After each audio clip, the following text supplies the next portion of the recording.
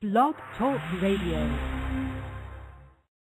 Welcome, living beneficiaries, to the show for living beneficiaries, the House of Hidalgo show on the Estate Radio Network. Prepare for the most educational 60 minutes on all of radio with your host, Rick Hidalgo. The House of Hidalgo show can be followed on Twitter or Facebook by searching House of Hidalgo. Find the show on the web at www.therockofsalem.org. Sign up for the newsletter, and while you're there, take the 5-question survey to let us know what you think. The Estate Radio Network is part of the Blog Talk Radio family of networks and can be found at www.blogtalkradio.com/South Dakota DP. Join the show now by chat or call 619-639-4605. Don't forget to dial 1 to get in the queue. Here's your host, Rick Hidalgo! Hello, ladies and gentlemen. I don't know why, but I always feel like I just scored a goal at the World Cup every time I hear that. But today's Tuesday, the 30th day of July, 2013, and it is another beautiful day in South Dakota. Kind of cloudy, but I can still see the sunshine, so we're good to go. And we got our good friend back from last Friday, Mr. James Swagger. I'd like to instruct you guys, if you are listening live, you can go to www.blogtalkradio.com/South Dakota DP. That's like double play. Go down to the bottom of the page and participate in our open chat session that's going on right now, if you'd like. Otherwise, you can call in at 619-639-4605. That's 619-639-4605. I want to also instruct you that our guest, James Swagger, does have a website. It's jamesswagger.com, and it is located on the show history archive website list on our website, and that's www.therockofsalem.org. You can listen to all the archives there, find them listed by date, chronological order, and you can listen to our last broadcast that we just had on Friday with James. We're talking, the subject here is monoliths, ancient mysteries, ancient secrets, and we do have our good friend back with us. James, are you with us? Hi, Rick. Thanks for having me back, and thanks to all the listeners for tuning in. Yeah, and thank you. It was really, really interesting show. James, I never did tell you on the last show. I've kind of been fascinated by certain mysteries as well, and growing up down near Miami, Florida, we always had this Bermuda Triangle deal. Yeah, man. Would you believe that's probably one of the main things got me into mysteries, Rick? And I was telling you, I think I was telling you last time, or it might have been off the air, about my dad. And my dad always set down the unexplained books in front of us, and right. He's an engineer too, but he was always into he's always about the mind and mysteries, and he would give us like the alternative with the mainstream. Very, very intellectual guy, and all these unexplained books were there, and of course, one of the biggest unexplained mysteries is the Bermuda Triangle, and of course there's also the Devil's Triangle over the opposite of the word near Japan as well, which most people may not be aware of. But what a fascinating thing that is. And man, there's all sorts of stuff in the news about that now, Rick, as well, about the tip of a pyramid buried underneath there. It's just tipping out of the sand underneath the ocean, It's been a subsided continent. There's all sorts going on there with that one, Rick. Really, I hadn't heard that. Yeah, there's some photo of it floating around on the internet. Whether this is true or not, I can't prove it, obviously. But there's something. There was a whole lot of hype there recently that there may be a tip of a pyramid sticking out of the. Of course, there's some weird pyramid underneath at the bottom of Cuba as well, off the Cuban coast. sunken. Of course, the sea level was never down that low, so there had to be land subsidence to get it down that far, you know. Right. So yeah, all sorts of bizarre stuff going on there with the Bermuda Triangle. Definitely, I think some major geomagnetic anomaly, Rick, with the Bermuda Triangle. Definitely. Whether it's more than that, I mean, I've watched loads of documentaries on that alone, and you know they talk about these gas bubbles that are being released from vents underneath around where the bottom of the seabed is, and as a result that would create these whirlpools in the ocean and make the ships disappear. And then also that would put these gas pockets up into the air, and that would catch a plane and nosedive it into the ocean. But it doesn't make sense, Rick. I mean, that's just a lame excuse to explain away. And they did a little floating tank and how this could happen. And yes, it would work for the ships, I think, but you know, it doesn't explain the missing time. It doesn't explain the actual, you know, magnetic stuff to go alongside it. You know, it is a very, very strange place. Let's not forget that. But there was a guy just on you got me on a tangent there now, Rick, for sure. But there was a guy, an airplane pilot, who flew a little Cessna, and I think it was a small Cessna or a small jet he was flying, and he was going through the Bermuda Triangle, and he started to see this clouds close in on him, and it almost went through what he called electronic fog, and it was also like he was going through a tunnel, and he was like, you know, I think so, I don't know how many 100 miles off his course. He was like, he lost like an hour, like, you know, or he was an hour closer to his target. You know, he reckons he went to some time warp or something like. And that's well documented too. He stands up and says this openly. He says, look, I got surrounded by a tunnel of electronic fog. He said it was like a green mist when he was flying through it. Huh. Well, how many planes have disappeared there on boats, like, you know, and right. have they found them? You know, maybe there is. I do agree with if there was some sort of a disorientation with compasses, and you know, and they started flying out towards the sea and running out of fuel instead of flying back into land, and they got disorientated, the planes would nosedive into the ocean and disappear. I get that, like, you know, there was a famous case where they sent out several planes chasing another one to see where it went, and they disappeared too. So yeah, I mean, that may explain the planes, but like, I mean, the boats disappearing as well, or the people disappearing on the boats. It's totally bizarre, you know, it's totally bizarre. Right, yeah, and you know, and generally science wants to explain it away, you know, that by using the old weather balloon theory. They love that one, don't they? The weather balloon, don't they?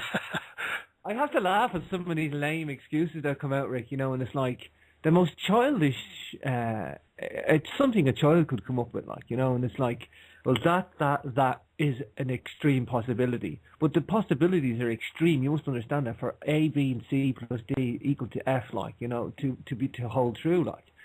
You know, it's the Occam's razor is never the most never the most applied one, like, you know, the simplest solution. But sometimes the simplest solution is the one we don't like. You know, it's the one we can't get our head around. So, you know, we don't like to accept the simplest solution sometimes. So, right. Well, I'll tell you what.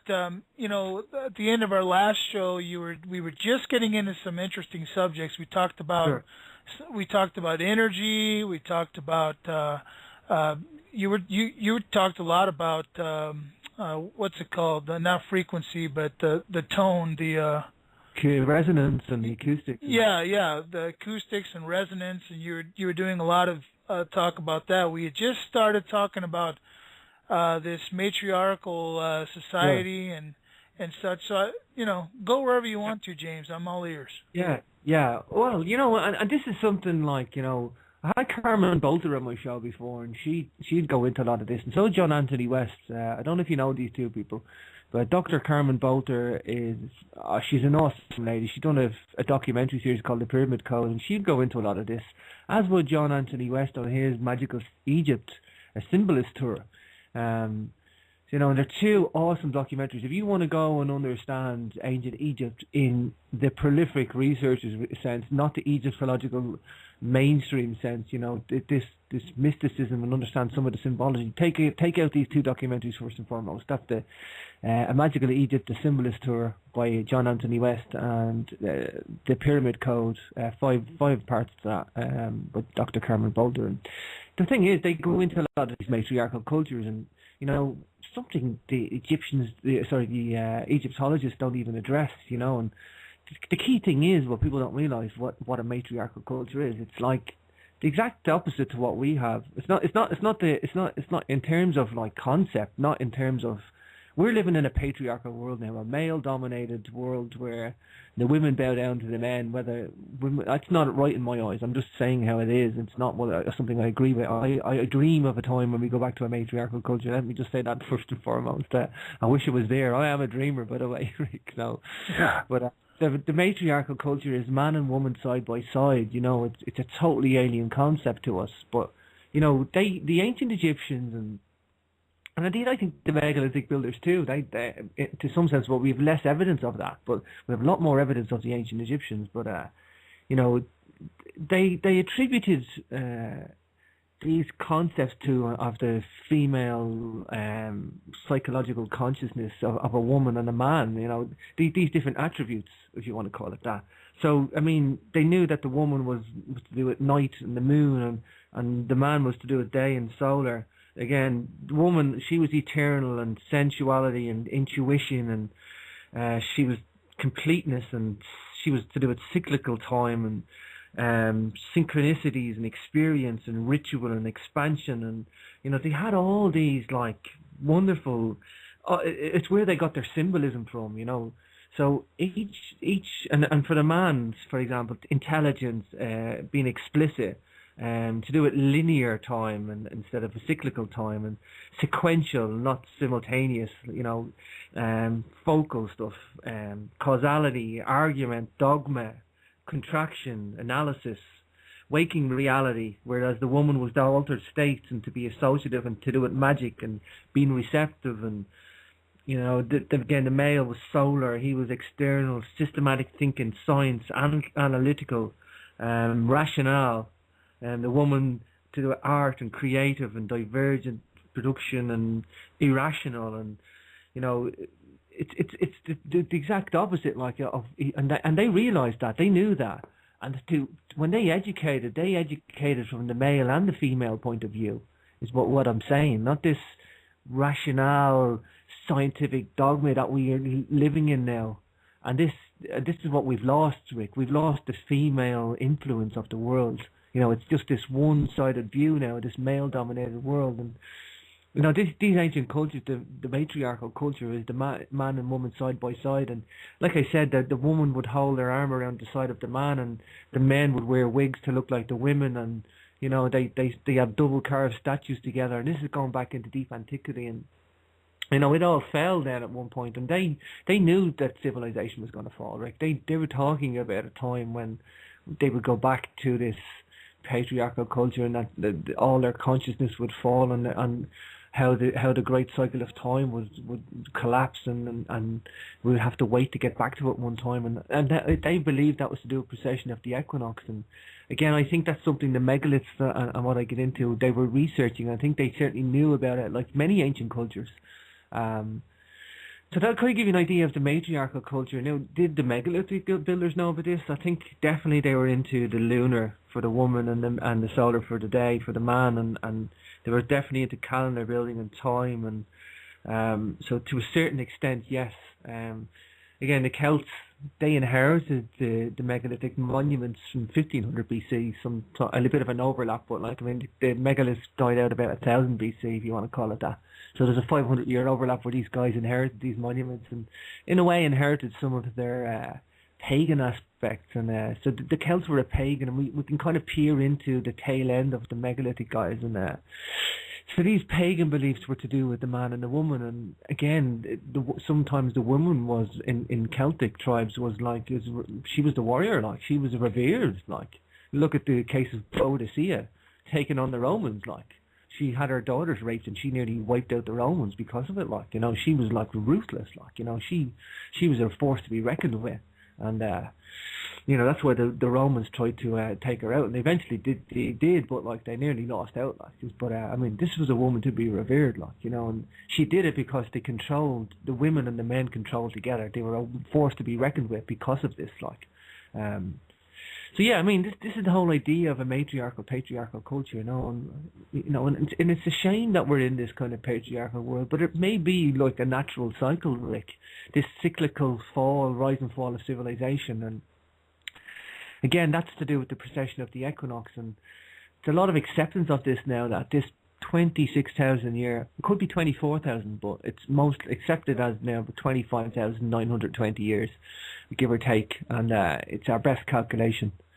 And that this long precessional cycle, due to a wobble in the Earth, maybe a wobble in the solar system, that's undecided yet too, but this wobble may actually affect our consciousness on the planet, whereas there's another hidden cycle of time, and we rise and fall with this wobble of the sky, this 12,000 years one way, 12,000 years back away.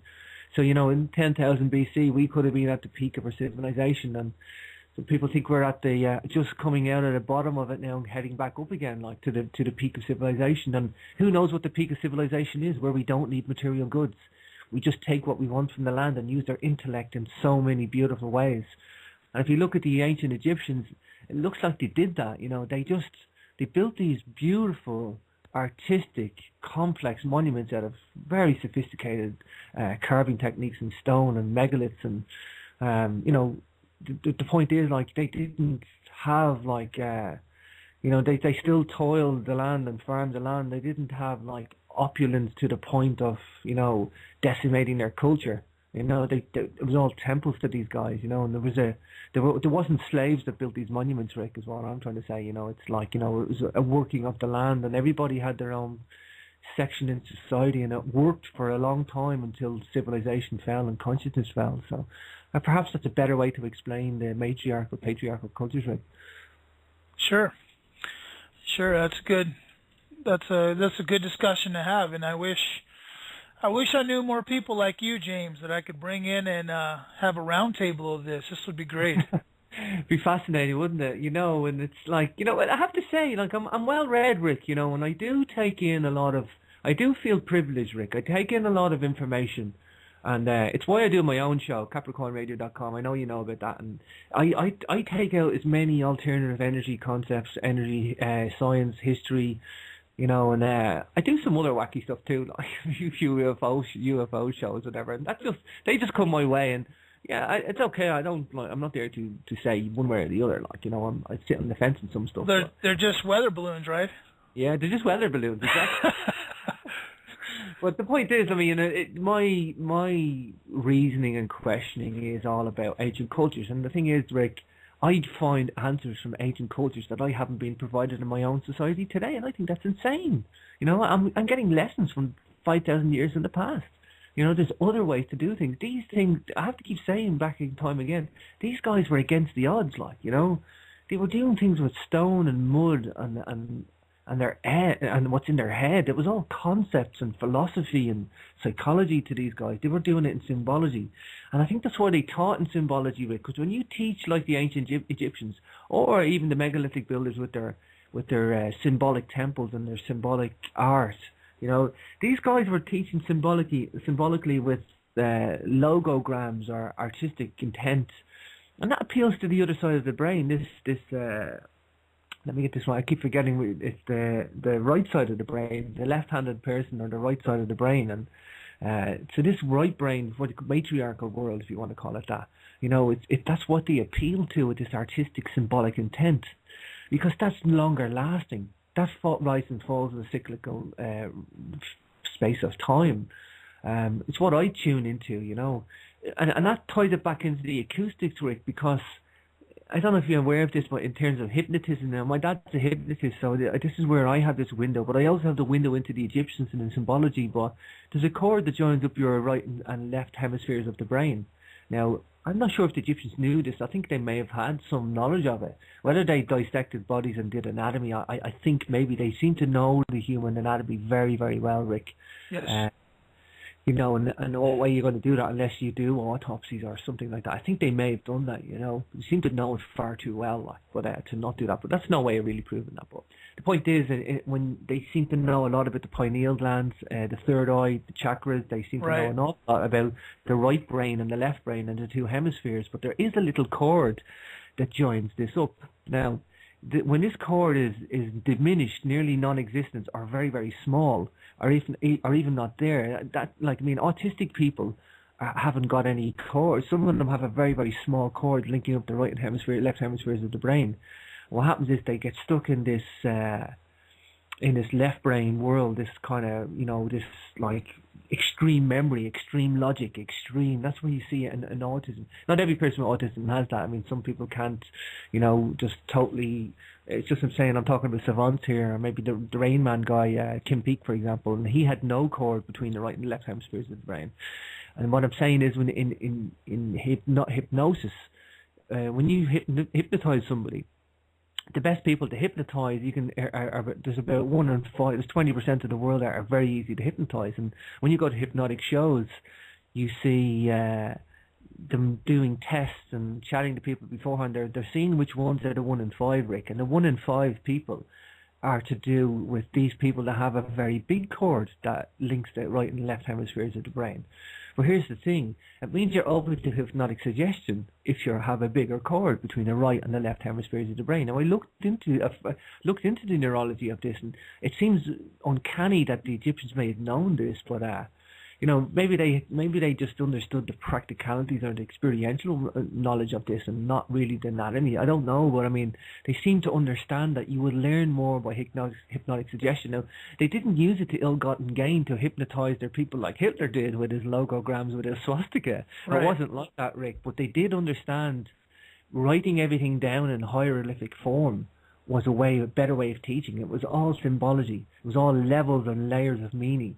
And when you do that, Rick, you're not writing down long lines of text, because the hieratic and the writing system that came after the glyph system, you know, got into shorthand Coptic, and you know, there's hieratic script as well, like, you know, and it just looks like squiggles and stuff, and you know, it went into more of a writing content. So, you know, even if you look at the Babylonians, it looks more like a Morse code. And they used one symbol, but it was a triangular chisel with dots and dashes. It's almost like a Morse code. And again, that would have appealed hypnotically or symbolically, and it appeals to the memory better. Like, you know, it's an experiential way of learning and remembering, and you know, maybe that's how they taught in their civilization. They just thought in so many different ways. They were an alien concept in many ways, Rick. You know, a nation that teaches through hypnotic trance and symbolism, and you know, who's to know that they're not more advanced? Maybe that's why they were more advanced in specific areas like these megalithic monuments, their acoustics, their astronomy and cosmology, and their philosophical teachings. You know, I think, you know, maybe they used, like when you go back to the megalithic monuments that I was talking about, and the ancient chambers, like there's evidence that they were synchronizing the hemispheres of the brain. Maybe they did this hypnotic suggestion through the use of psychedelics and acoustics as well. Definitely, there's knowledge that can help to synchronize the hemispheres of the brain.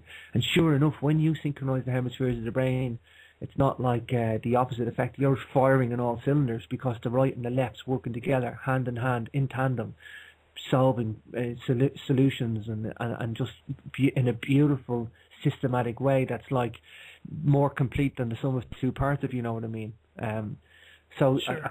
That kind of hopefully ties it together there, Rick, you know, and that's what I've seen, and that's only from, like, you know, taking in my own research into megalithic monuments, and it's also from taking in my own personal research into Egypt, and from an alternative and an engineering and scientific concept. And you know, I look towards these. I've a core body of my shows is on ancient Egypt, is what I'm saying, Rick. You know, and it's like a real hotbed of passion for me, like, you know, to research ancient Egypt, as most people in the world. I mean, what kid doesn't love the ancient stories of ancient Egypt and the pyramids, like, you know, but I remember growing up looking in the history books, like, and then there's like ancient Egypt started civilization 3000 BC, nothing else to see here, blah blah blah, the same old script, like, you know. And I didn't know it was the Egyptologists writing the same script over and over. I thought that was you know, I wised up pretty soon after that, and I found alternative knowledge and alternative history, and it's blossomed in the last 20 years, Rick. I mean, there's been people out there pioneering for a long time, you know, but it's really blossomed and bloomed, like, you know. There's people coming at it from all angles, and me and my megalithic monuments and acoustics and astronomy are just one insignificant part of the puzzle, like, you know. But there's people tackling the Egypt problem, and there's people tackling this ancient worldwide circumnavigation of the globe, and that we probably weren't even distinct cultures. We probably at least had at the very least contact between each and all of these cultures, like. So, yeah, James. Sure. James, I have a thought here. I mean, okay, first of all, I know that hardly any of these discoveries or these concepts that are being talked about, you know, these new theories that are rising out of all these studies that are being done in Egypt, they're not commonly known here, at least here in America. They're not, and I wonder how much of that is a gap in our ability to learn, because we've dumbed down ourselves by this crazy language that we call English, that only has, you know, 26 letters, and you can only form them in so many ways to mean anything. Sure. You know, but again, it's all this left brain thinking, like, you know, this. Yeah.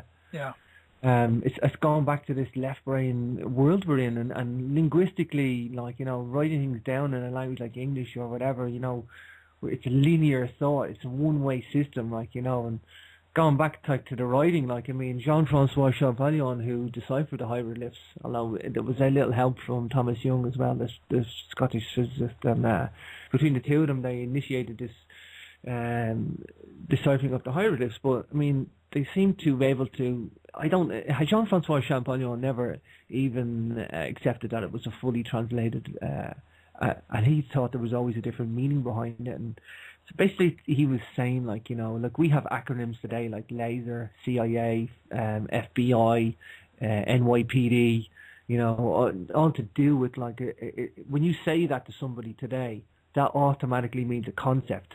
People can conjure up all sorts of things with the NYPD. They can have, like, you know,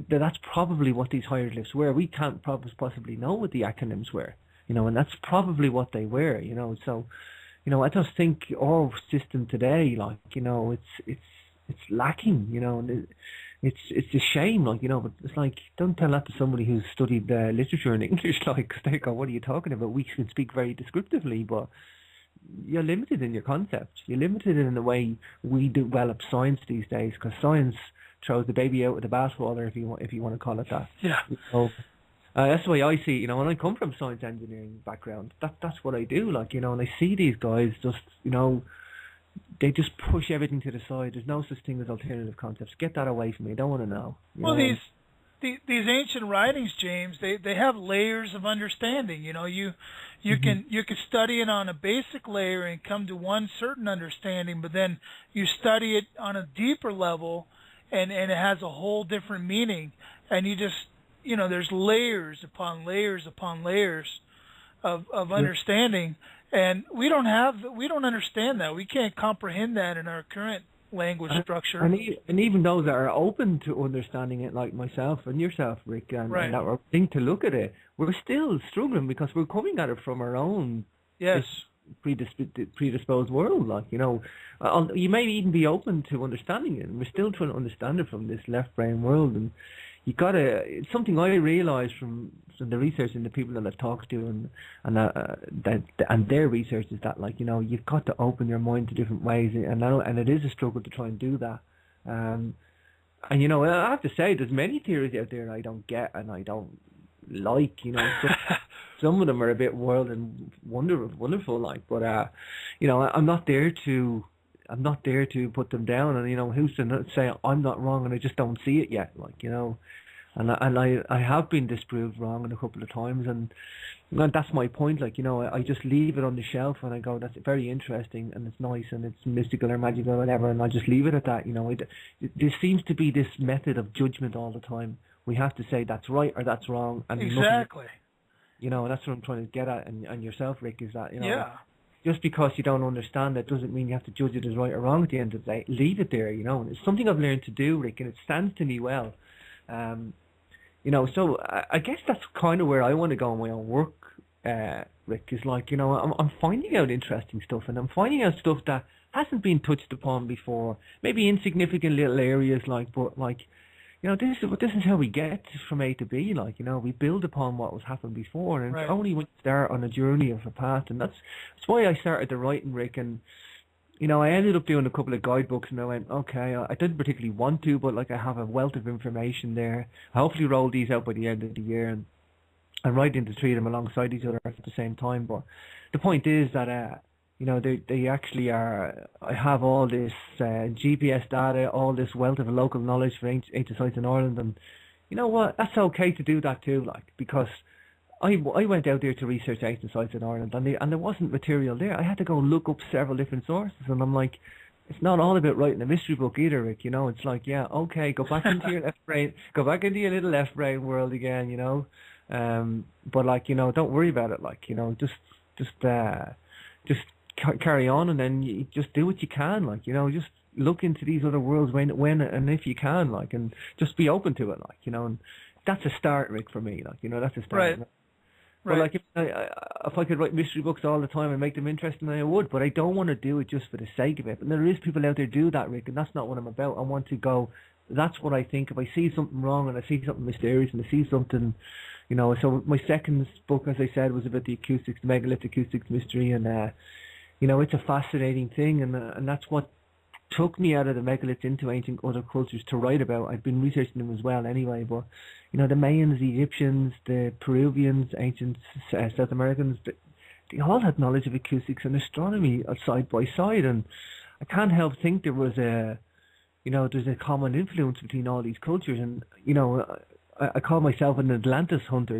This is my number one passion. I even said this to a guy in university one time, Rick, and he never spoke to me again. Guy from Liverpool. I had some welcome discoveries with him, and doing astronomy and doing our degrees together. Just as soon as I told him I researched Atlantis, didn't want to know me. Bizarre. Right. Well, good riddance anyway, Rick. That's what I say. Yeah. Hey, Right. I just had a thought, James, and I wanted to say, by the way, hello to Stephen, because he's in the chat room right now. Hey, Stephen.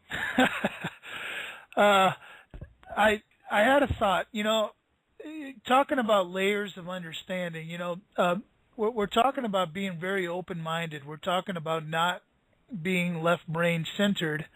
And there's this verse that just popped up to me, this scripture in the Bible that says, "Judge not, lest you be judged." Okay, and everybody wants to take that in a left brain type of fashion, meaning that I shouldn't judge you on an analytical type of level, because then you'll be judged. Well, what if there's a deeper expression or deeper meaning to that actually means that we're to stay open-minded about things and take things in and start to try to understand things from a different perspective. That's what I mean by these ancient languages, and Hebrew is one of them, that just have these layers of understanding that if you read it analytically on the top, you're never going to understand the full meaning. And we'll come right back to that thought in just a minute, James. I'm going to take a quick break, Sure. And we'll be right back. Do you need an experienced editor to look over your short story, script, or novel? Do you need help building a platform or self-publishing your book? Are you on the cusp of realizing your dream, but you need someone to help you with those few extra steps? Are you a business in need of an established copy editor or copywriter? Dan O'Brien has more than a decade of experience in writing and publishing, and his rates are flexible. All that matters to Dan is the integrity of your artistic vision, and Dan can help you create the highest quality work possible. please email Dan today at amalgamconsulting@gmail.com or visit his website, www.amalgamconsulting.com. That's AMALGAM consulting.com. Write Dan today. Start your dreams tomorrow. Do you have hopes, dreams, and goals, but don't know how to reach them? Do you wonder how you could do differently to achieve greater success at home or at work? Do you feel like something is holding you back from enjoying your life to the fullest? Are you fed up with status quo and ready for real and lasting life change? Are you wanting to start a business or expand an existing one? If the answer to any of these questions is yes, then you are ready for life coaching with Mr. Attitude.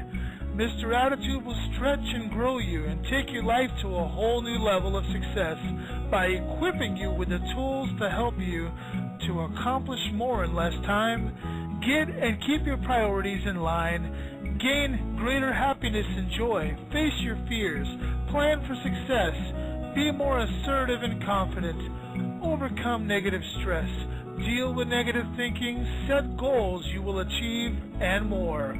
Mr. Attitude specializes in results producing. Life strategy coaching for the personal side of your life, small business coaching for those who want to start a small business or build a stronger small business, train the trainer coaching for those who aspire to become a motivational professional speaker.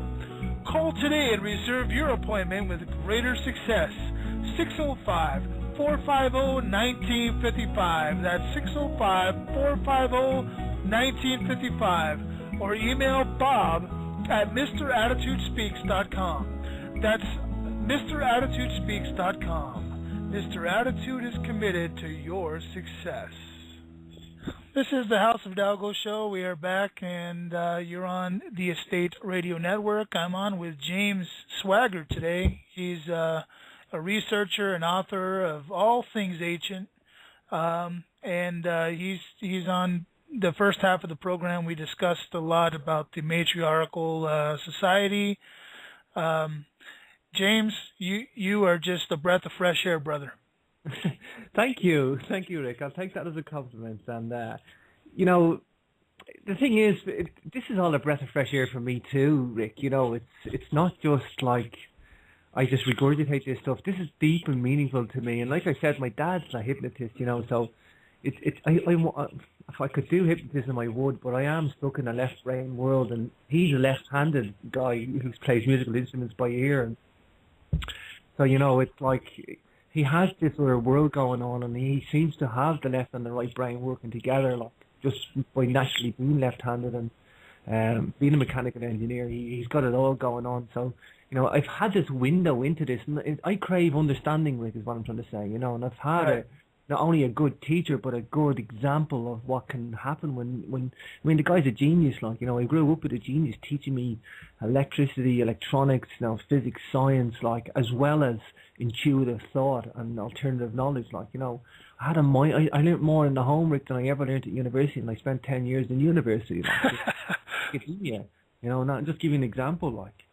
But, like, I mean, it's something, it's dear to me now, understanding the left and right brain and what the ancients knew about it. It's always like, I mean, it's bizarre that I've gone to ancient cultures to learn this, Rick, you know, and, you know, I hope to have, let me just plug in the show, because I've got John Anthony West, the guy I was talking about, coming on my own show on the 13th of August. Now, I've already had John Anthony West on before, and he's the guy that done the Symbolist Tour, and John's 81 now, you know, and John will even tell you, like, you know, there's nobody there to take over his work, like, you know, there's an opening there for anybody to kind of carry on this work that John does, like, and, I mean, it's a shame, like, but it's quite a prolific thing that he does. And I also hope to have on, I forget his name now, I have to look him up.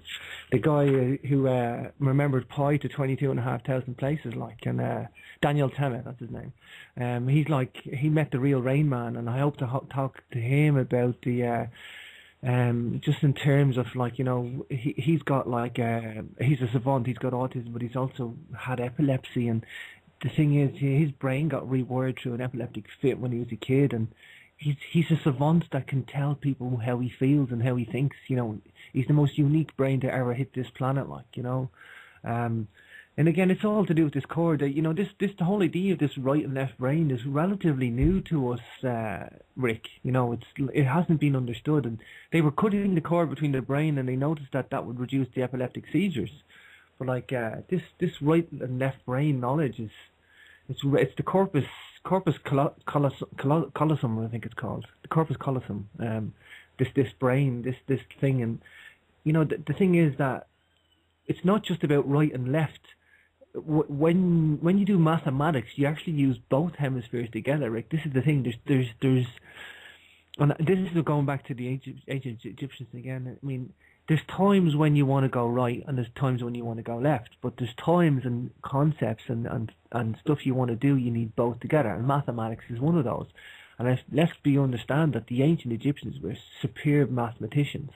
You know, to build a pyramid, you know, incorporates so much heavy math, like to get the angle right. I mean, these guys didn't just build it at a normal 45-degree angle, they built it at 53 degrees and kept it exactly at that. They had shafts running at certain angles to target stars, you know, to build a pyramid and have every block side by side with and be extremely not a sheet of paper you can get in between them, and then put the casing stones on it and have it all sitting snug and fitting perfect. Like, you can't deviate by like more than like a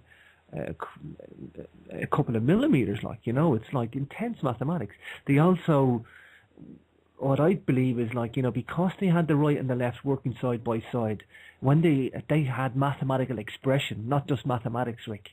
When they had mathematical expression, they had the Fibonacci sequence, golden ratio, and golden numbers, and then they just seen the spirals in petals of flowers as a mathematical ratio, and their brain just opened up and blossomed in so many ways because they were synchronizing hemispheres of the brain.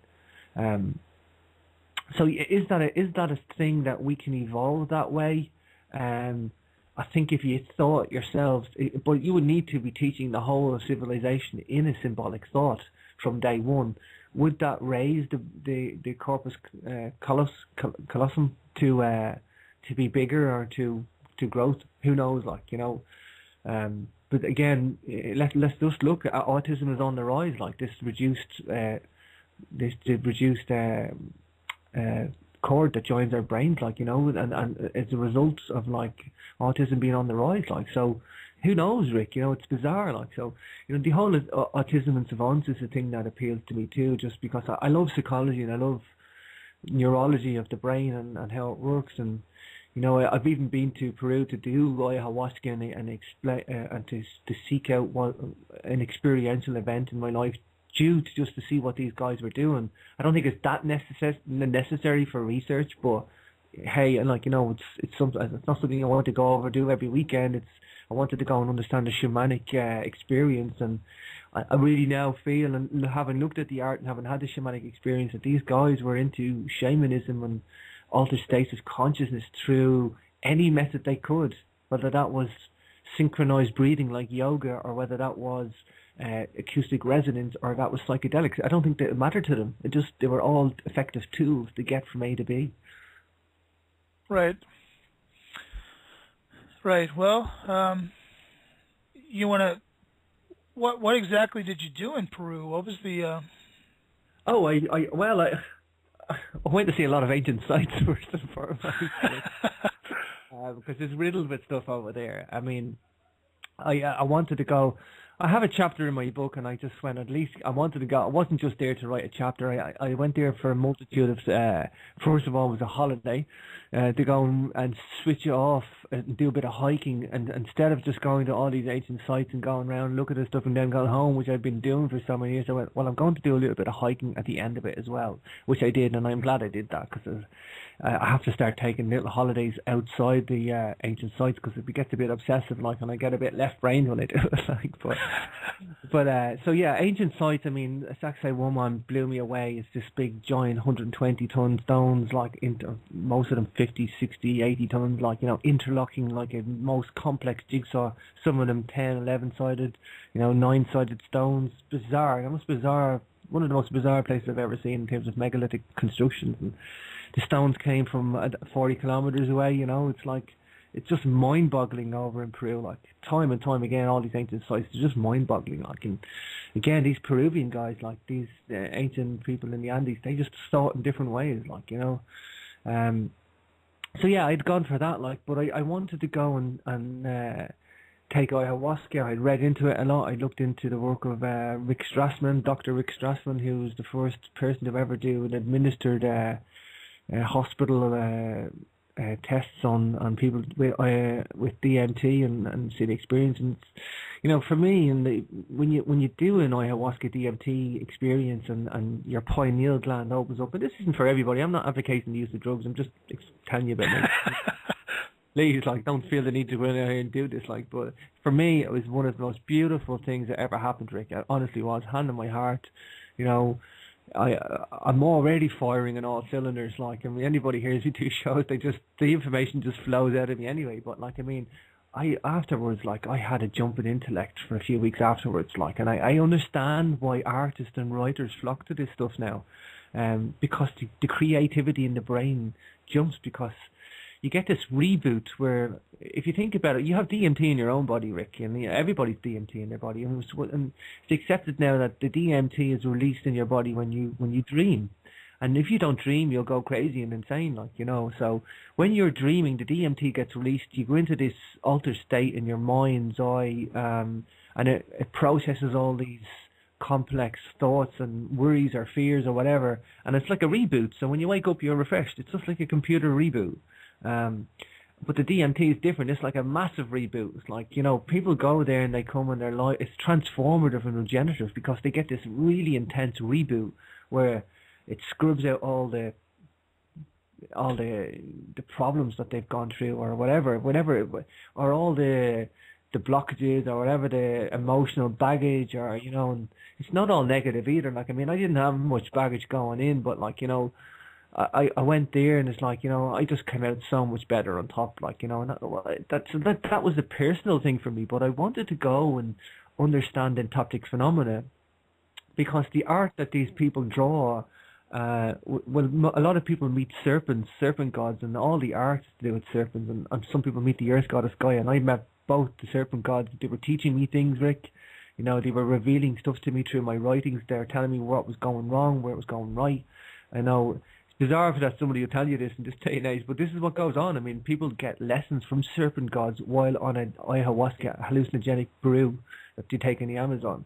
And everybody meets serpents, like. But the key thing is that the Celts were dangling these serpents in their drawings, and we didn't have serpents in Ireland, Rick, you know. And the thing is, all this rock art is showing entoptic phenomena as well, and that's where my research went. I only went into it for the astronomy, from my astronomy background and the cosmology, and I ended up finding the other rock art too, and I went, right, well, I'll address that because I think it's acoustics.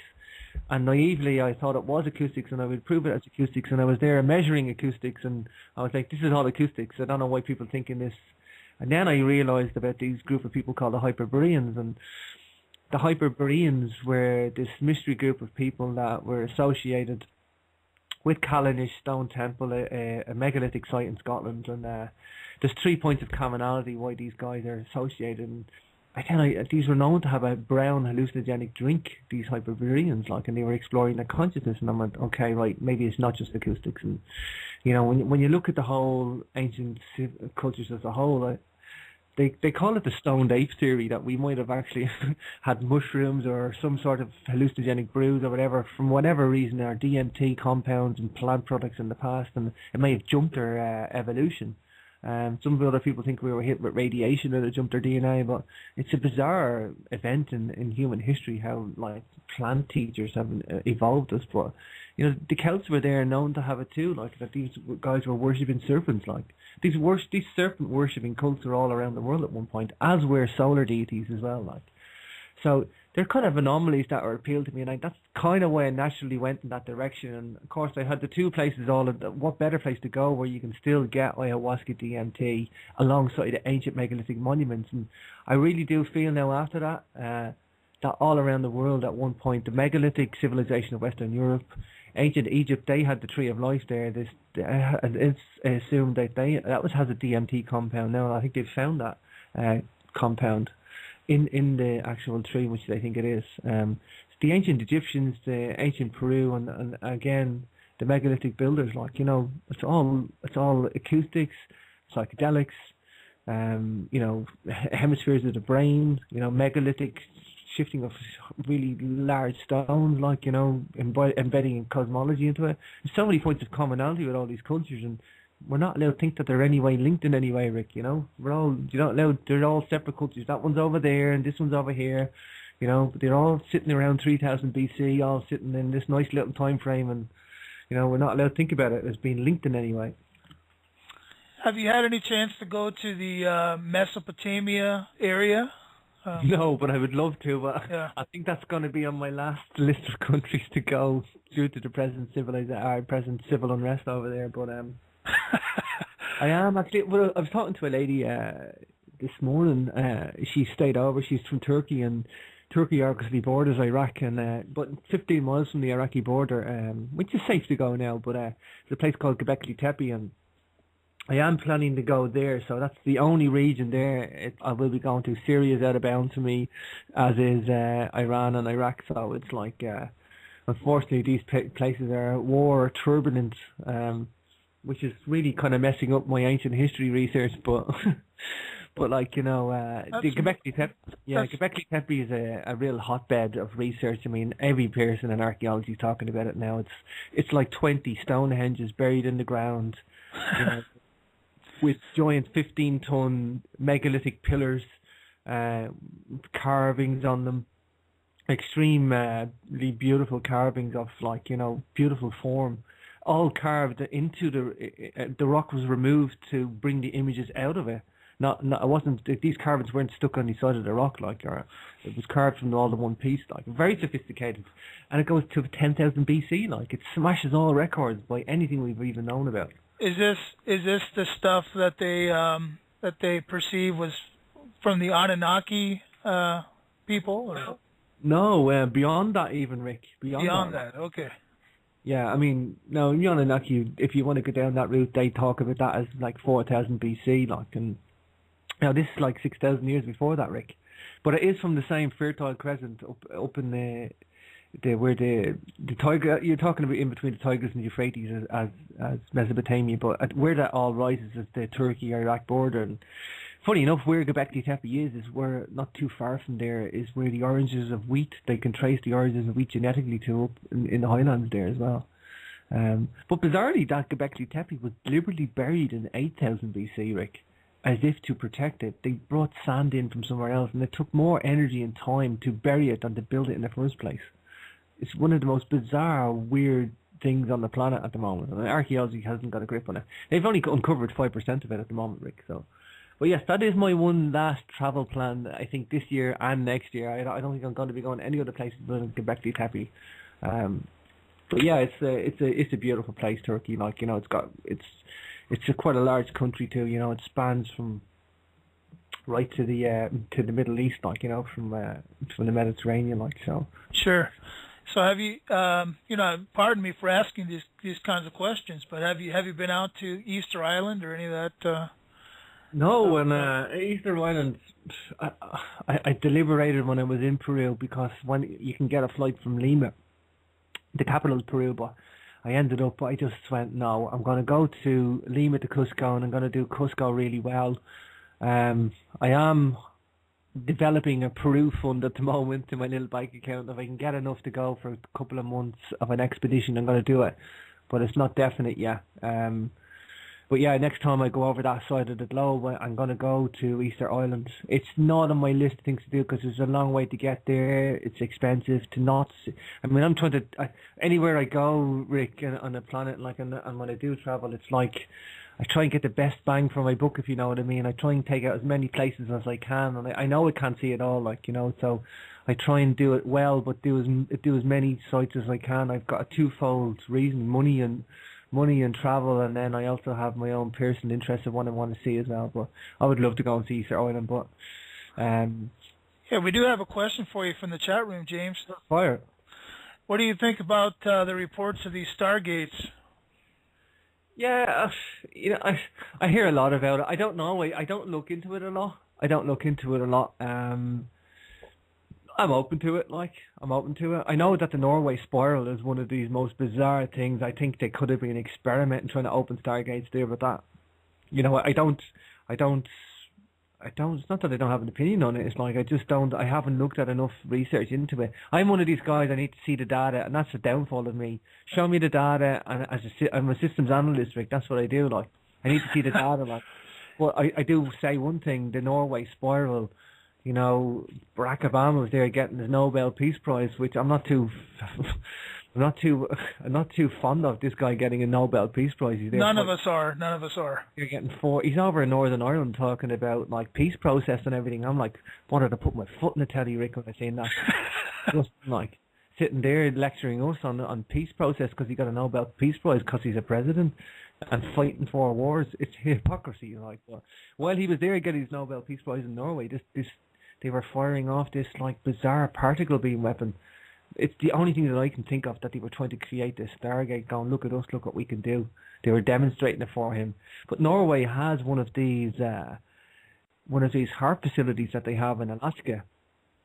And it's the next biggest one on. I think they're all sharing these technologies, trying to open either Stargates or playing around with stuff that they don't know what they're doing.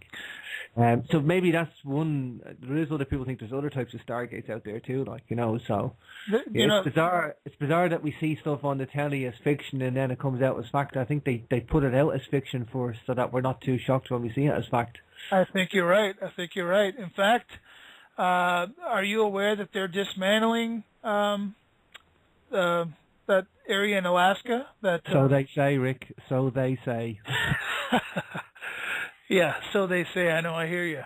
But just on the HARP facility, the amount of energy that takes when they switch that on for 5 seconds or a minute, whatever it is, would power a city for a week. It's insane, And that energy goes up to the atmosphere, and what they do is they push the atmosphere upwards, and then watch it come down. And I see that superstorm that hit New York, that biggest storm in 50 years. That's right. I reckon they're using it on the American population as well as everything else. Well, sure. Dare I go too conspiratorial here now, but it's these storms are being created, Rick. It's bizarre, but I do think HARP and Tesla didn't want HARP out there. He wanted Tesla. This is all Tesla's technology. It's been implemented, Right. I think we talked about that in our first show, how Tesla was just actually someone who recreated what he saw from other ancient civilizations. Yeah, I think he understood some of the ancients and he understood frequencies. And again, the Egyptians, they thought in terms of frequencies as well. I do think they understood matter and waves, and at least in the terms of sound and resonance. But, totally bizarre, what the Egyptians knew, and I think Tesla certainly picked up on some of it, and don't forget you got Coral Castle as well, I think he understood some of the frequency, Leeds Scanlon in Florida. Somewhere I'd love to check out as well if I'm ever over on American soil is Coral Castle, so. Well, you had a lot of us excited that you might be coming on American soil. I have offers to go. I've offers to go all the time. It's from friends and conferences. I should really go. I'm lazy. I'm very selfish in my own. It's not that. It's for me to travel, Rick. It's not even the money. It's the time off and the commitment to go somewhere. And it's I've always got a list of things to do, places to go and places to see. And it's I know I'm never going to achieve any of it. 10% of it. If I'm lucky, but I should just make the amount of friends and conferences offers are mounting at the moment. So I should really go. I should go. So. There's the Megalithomania conference there, and I think it's later on in the year. And there's also American Newgrange up in the East Coast as well, Eastern States. I think it's Pennsylvania or New England, I think it is, or Maine, I think it is. Well, James, I can tell you, based on the global resets that are taking place right now, I think you got time. You're going to have some time on your hands to go and visit these places that you want to go. Sure, it's Yeah, it's kind of why I delved into the megalithic region. It's in my own backyard, and it wasn't the one I wanted. Admittedly, my passion is Akkadian, Assyrian, Mesopotamia, Egypt. Admittedly, but like I did see something wrong with the megalithic civilization. That's why I wrote the Newgrange Serious Mystery, and I just went, right, well, it's on your backyard. Go and do this well. Stop dreaming about all these other places that you can't get to, yeah. But just have some fun and do things in your own backyard, and I've done that well now. So I do want to broaden the horizons, Rick, I guess. Like, yeah, James, you're an amazing guy. Got a lot of knowledge, and we always appreciate having you on. Again, if you want to listen to the first interview that we had with James, go to our archives on www.therockofsalem.org. He's got his website plugged there too, and of course, go get his book, which is called, what was it called again? The Newgrange Serious Mystery. It's all on jamesswagger.com. Yes, there you go. It's jamesswagger.com. James, I appreciate you coming on today, and God bless you, man. Thank you, Rick. Pleasure being here. So for James Swagger, this is Rick Hidalgo. This has been another episode